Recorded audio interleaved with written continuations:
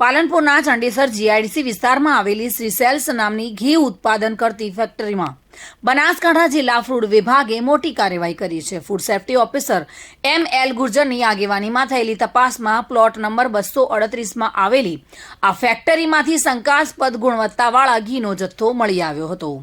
ફેક્ટરીના માલિક દિનેશભાઈ ઈશ્વરભાઈ મહેસુરિયા પાસેથી food safety and standard act 2006 હેઠળ ઘીના નમૂના લેવામાં આવ્યા છે, જેને વધુ તપાસ માટે ફૂડ લેબોરેટરીમાં મોકલી આપવામાં આવ્યા છે.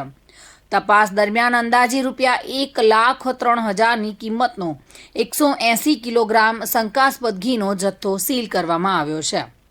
જોકે તપાસમાં બહાર આવ્યું છે કે આ ફેક્ટરી ઘુમર બ્રાન્ડ નામથી ગાય અને ભેંસનું ઘી બનાવીને વિવિધ રાજ્યોમાં તેનું વેચાણ કરતી હતી.